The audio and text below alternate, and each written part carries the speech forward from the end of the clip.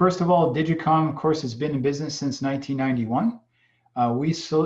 We focus on solution-based selling. So that is not so much trying to sell you something as much as trying to devise a solution with you that meets your needs. We try and bring value to customers, and of course, this webinar is part of our ongoing value series. So our mission today is this.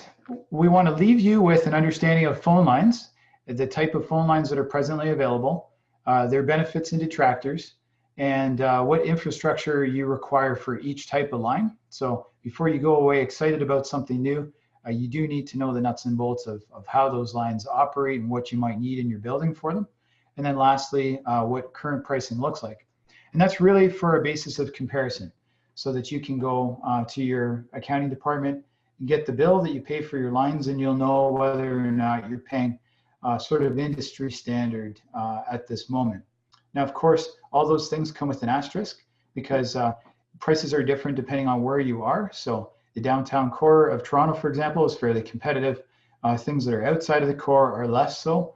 There are different costs that the telephone companies, as far as providing the lines go. There are a whole host of reasons for it, but nonetheless, like I say, prices do vary somewhat, but this should give you some guidelines. Okay, so first of all, what's out there? Well, guess what? Line technology hasn't changed a whole lot in the past 100 years. So we had back in 1886, we had our Bell line that was Alexander Graham Bell's, of course, the Bell line named after him. The very first analog lines came out, and then they started selling those commercially to different buildings locally, and then of course they spread, the technology spread throughout the world. And analog lines are still around today and still used by a lot of small businesses. PRIs came out, digital lines, and they're also called the T1. And so they bundle 23 channels into one. And then lastly, we have SIP lines. And so that's the voice over IP lines that you hear about a lot. A lot of people compare their business lines to Skype, for example, wonder how it is that, how come they can't tie Skype to their phone system or things like that when voice over IP is voice over IP. That's kind of true. We're not going to get into SIP in great detail, but I'll show you what SIP looks like very shortly, as well as why you might or might not choose to go with it. So first of all, analog lines. So wheeling back to that, so 1876 to current day. So so basically, we hold up a receiver to our face here. In there is a microphone, and as we talk into the microphone, there's an electronic, essentially an adapter in there that converts the waveform, the sound signal that comes out of our mouth, into some electronic pulsating voltage. That's analogous voltage, incidentally, and hence the analog line. So that goes down the line and then gets converted by the speaker in the other person's ear. So really simple, and that's been around forever and ever. And again, it's still around. The competitive market rate, incidentally, right now is that it's $45 a month-ish. So for a business line, so I put a little asterisk there to prompt me to tell you the difference. Of course, the reason why you're paying $45 a month for your business line versus what you might be paying at home, 20, 25 bucks, let's say, is because a business line has different service level agreements attached to it. So in other words, Bell or whoever the provider is, plans to get out there within a certain period of time and fix it up if it goes down. Okay, so it costs a little bit more. What's required to have analog trunks? Well, pairs of telephone wires. And I love this picture here on the right, or my right. It shows you, when you look up telephone lines in Google looking for pictures, it's interesting because it shows you a lot of hydro poles. So if you didn't know the difference, I would be showing you a picture of a hydro pole. At the top, that is electrical, that's hydro up there. But down here at the bottom, and this little bulb here is the splicing box, and so it actually takes a whole bunch of lines in, and then they're connected to other lines, and away they go. And it's just because, of course, there isn't one single cable that will run the entire length. Furthermore, perhaps there's a building down adjacent to this pole, and we need to take some of the lines and send them that way, but then the rest will continue along the telephone poles. Okay, so that's the reason for that. I've got a note here that my my web camera is flickering. Is anybody else seeing that? Not sure why it would be. Not sure, honestly, if I can do anything about it, but thank you for the input. Now, so what's required? So of course, no flickering on my end. There you go. So there we go. Oh, really? So we got some that's flickering and some that aren't. Strange. Okay, I'm sorry, guys. I'm not sure I can do much about that, but the good news is this: you don't want to see my face anyway. The presentation is more important. So what's required to have analog trunks? Right. So we said pairs of lines coming in from the central office to your building. Okay, of course. Lastly, analog trunk ports on your phone system. So you need a trunk per line, right? Your phone system will have, your trunk card could look like any number of things. If it was a Toshiba system, it's a little blade, and the analog lines punch down on what we call a BIX block or DMARC. If it's a more modern phone system, an NEC and a VIA, something like that, they're actually modular little ports where you click in little things that look like phone lines into it. But basically, we need one-to-one, right? One analog trunk means one trunk port. So any building since the 1900s essentially has the capabilities, has analog lines in them. And then lastly is a fun fact. So a lot of new buildings only pull in fiber, and yet there's a demand for analog lines because people have older phone systems or because people have new phone systems, but they feel strongly about analog. And so what happens is the provider, let's say it's one of the major telephone companies, they provide you with an adapter. So in that adapter, incidentally, is converting VoIP to analog lines. So the funny part about that is there are people who are leery about voice over IP, and yet they fail to remember that quite often the backbone of their very analog lines is actually voice over IP. And certainly long distance calls between countries, between cities within North America is all voice over IP. So yes, it's analog to you for the last mile, but Bell Canada and the larger telcos and TELUS and Primus and so forth are using voice over IP. Okay, so analog lines, just a little pros and cons list here for you. The pros, they're reliable. They really are. They're the lowest risk, right? Because each one's individual. They typically, if one fails, they don't all fail unless there's a digger out in the parking lot, in which case it usually digs up the entire cable. So they all fail. But generally speaking, if one went down for some reason, not all of them would. They're a reasonable price for a small quantity. I can't stress that enough. At 45 bucks each, you don't want to buy 10 or 20 of them. But for a small quantity, they're pretty reasonably priced. They will connect to almost any phone system. All systems, new and old, have the ability to connect analog lines. And then almost any building has the infrastructure for them. Okay, so we're not depending on fantastic fast internet for this technology. We don't need real technology such as a PRI. Good old analog phones require very basic facilities that are around in pretty much every building in the last 100 years. The cons, there's one pair of wires per line. Okay, so it's a little resource intensive. The technology doesn't allow more than 3 people to bridge a call together. So if, for example, you're on your phone system and you want to conference people in and do an ad hoc conference, typically your phone system will allow no more than 2 outside parties if you've got analog lines. And the reason isn't that the phone system vendor didn't want to make that there, build that into it, pardon me. It's because the lines actually drop, the voltage drops the more of them that you bridge together. And so the amplitude, the actual decibels, the amount of, or what am I looking for? The volume, pardon me, decreases to the point where it's just unintelligible. Okay, so they limit you at the 3. You can't alter your caller ID when you call out. That kind of makes sense, right? You call out on that line, it says what that line was programmed to say by the central office, and you can't influence that with your phone system.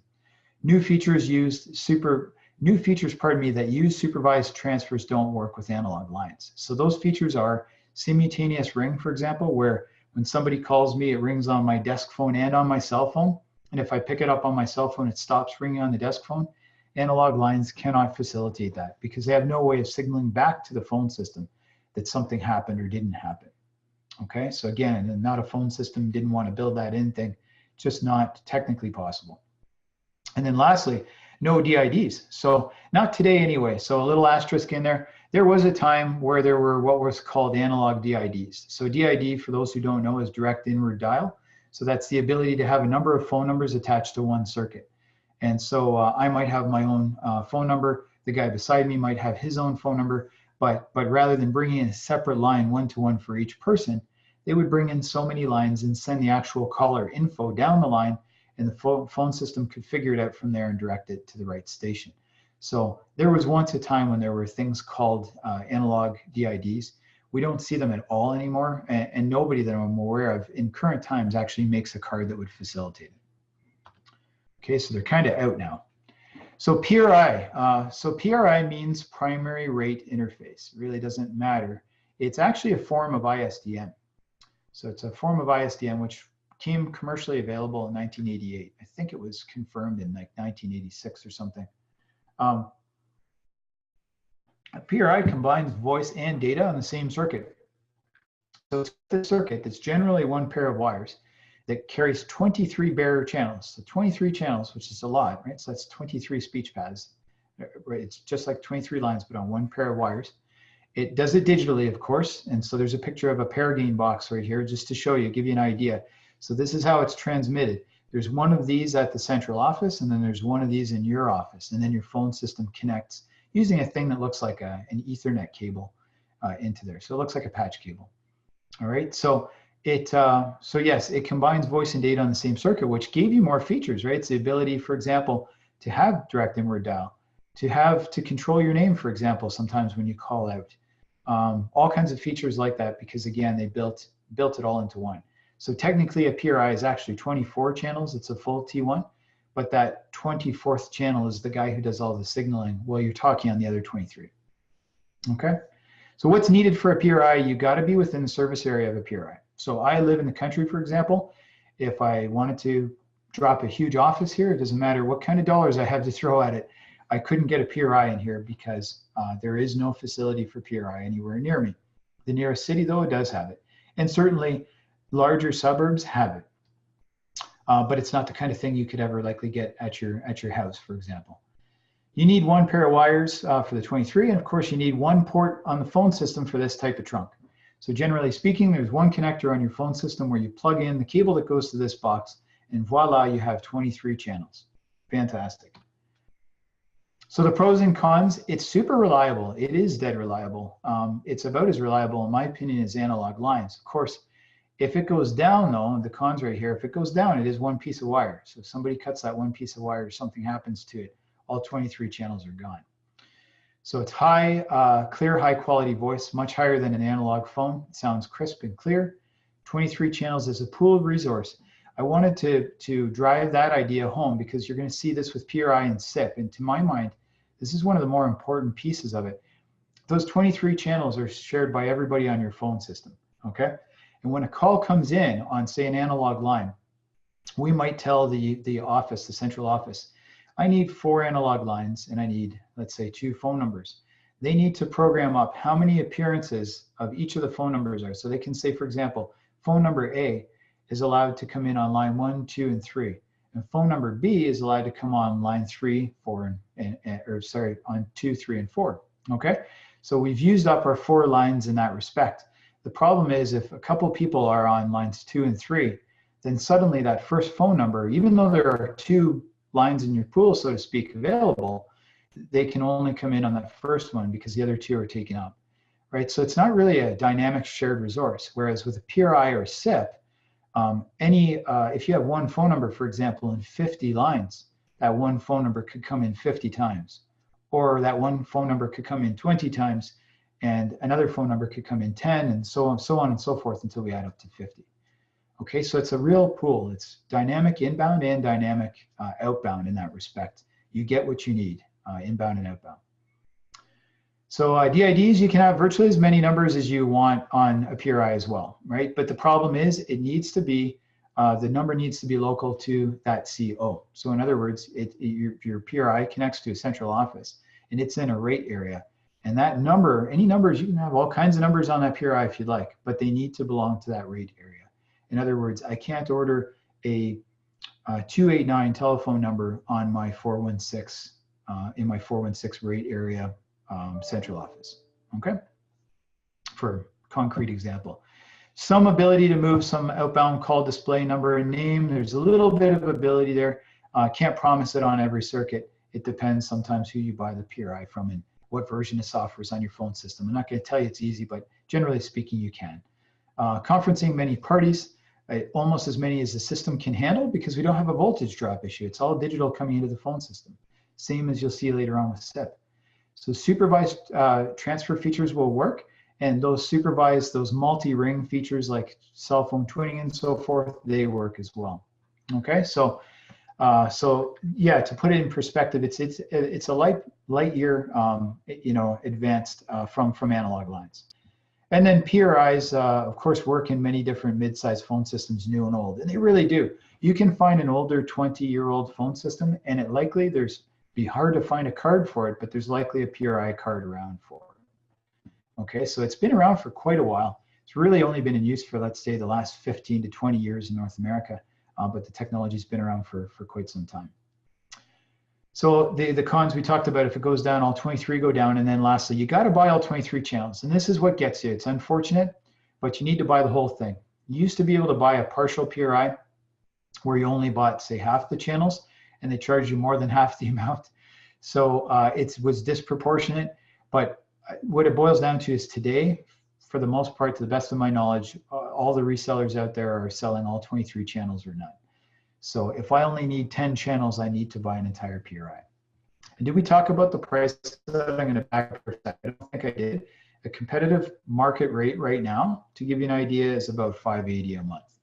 So if you're paying less than that, fantastic for you. And if you're paying more than that, you'll take my advice at the end of this, which is how to shop for a new supplier when the time comes, of course. All right, so last technology is SIP. We still got 10 more minutes. I'm trying to be conscious of the time here. So it came out somewhere in 1999. So, and the general idea is this. So it's, first of all, it stands for Session Initiated Protocol, which is IP, right? So it's a protocol. It runs on voice over IP. And you can see in my little picture over here on the right, I'm showing you some dialogue. So there's a dialogue that takes place between your system or your SIP phone, whatever it might be, and the other end. So they actually sort of wake each other up, just like simple mail transfer protocol, like SMTP does. They wake each other up, then they send some acknowledgements back and forth, and they create a phone call. So SIP itself doesn't carry the voice at all. It actually just decides on the parameters of the voice. It sends the caller ID. It handles all the signaling. Okay, so basically it's a dialogue between devices, right? And it decides how the voice packets will be encoded and then how they get decoded on the other side. And of course, it's always network or internet based, right? So you could use SIP between your locations of your office, or you could be using SIP to obtain central office lines from anybody, from Digitcom, from, you name it, okay? Pricing, the competitive market rate is $25 to $18. I know that sounds different, but it depends on the number of channels. So if you're just buying one channel, generally speaking, it's going to be around $25 a month. There may or may not be some long distance thrown in with that. And as you buy more quantity, it goes down and down and down. Pretty much the bottom, somewhere being around $18 a month, unless you had some inordinately huge amount and some sales guy was very happy about it. Okay, but that's generally it. You can usually get a SIP line. I know the Digicom SIP lines are about $11 or $12 an hour if it's, or an hour, pardon me, a month if it's a backup channel. So if it's a backup to another technology like PRI or whatever the case is, if it's SIP, we actually give you backup channels for free. So with this dollar sum would come actually 2 trunks just in case one was to ever go down. But in the case that you got PRI or analog or something like that and you wanted SIP to add on to it that wasn't going to be used daily, like I say, there's a much discounted rate for that. So what's required for SIP? This is important, guys. Decent, reliable internet. So the internet that I'm on right now is reliable enough because that's how we're doing this phone call right now. So decent, reliable internet, and sometimes some one-time licenses on a modern phone system. So let's quantify modern here for a second. Anything in the last 15 years, like I've been in telephony for about 15 years, and the first system that I ever saw had VoIP capability. So, and there were some out there that that were around before me, and they also had the ability to add IP lines to them. Okay, so I don't mean modern like it was bought last year. I mean anything bought in the last decade or so. And of course, quality of service is important, right? So whether it be quality of service to protect your voice traffic from your other network traffic, so that you're, you know, watching YouTube doesn't interfere with your VoIP phone calls, or whether it's getting another circuit for it, so putting a $40 or $50 into another internet connection, just so that you could dedicate it for your voice, with what you save per month on your per channel costs, you might be able to afford that and then some, still be ahead. So let's look at the pros here real quick. It's as reliable as the internet connection. So I don't want to say it's not reliable, because I think it's super reliable. I love it. It's yeah, I can't speak highly enough about SIP. I think it's just great for the capabilities. I'm not a 911 call center, so at the end of the day, if I was, I would probably still have a PRI and then some SIP lines to back it up. I would have probably a couple types of lines, but I think for people who need 99.99% reliability, that SIP delivers on that. It maybe doesn't deliver on 99.999, but it's pretty darn close. Okay, it's a pooled resource, so we talked about that before. DIDs are generally available from all over the world. That's also quite cool. So in the case of Digitcom, for example, we have Ottawa phone numbers, Calgary phone numbers, Vancouver phone numbers. We probably have several overseas phone numbers, all kinds of different phone numbers that are tied to your phone system. They are local numbers, not 1-800 numbers, local numbers. All right, the ability to modify your outbound caller name and your number. So per phone call, we can easily send out specific caller ID. And so, for example, if I call you from my phone, it will show my DID, my own personal phone number, as well as my name, Ejaye McComb. So it doesn't show the company name, although I could have it show whatever I want. Okay, so that's really quite nice. And I'm saying that's again, provider to provider, but generally speaking, most providers allow that. Conferencing of many parties, the same thing as SIP. So almost as many your phone system can handle. Again, those supervised multi-ring features like your twinning and so forth, they work as well. You can purchase as many or few as you require, and this is fantastic. So if I need 12 SIP trunks, I can buy 12 SIP trunks. Comparatively speaking, if I want to buy 12 analog lines, I'm free to, but it's 12 times $45 for a business line. So it's very expensive. And again, they're not a shared resource. They don't allow me to modify the outbound name and number and so on, right? So there's a big distinction there, and it really starts to save you some money when you start comparing it to a PRI or to analog lines.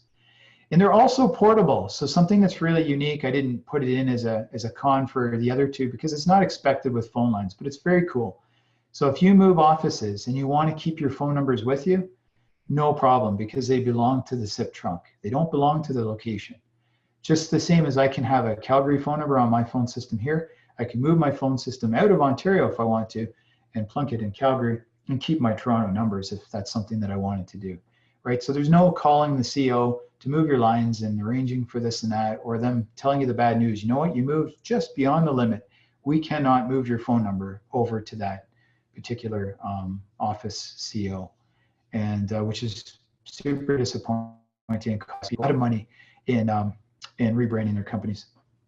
All right, now the cons, the internet goes down, or the quality is poor, not good. Generally, what do we do to work around that? We suggest that you have 2 internet connections if that's important to you.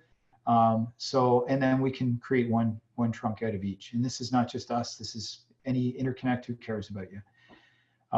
If the phone system is too old, over like 15 years old or so, there are other ways to connect VoIP lines to them. Now, I wouldn't recommend it.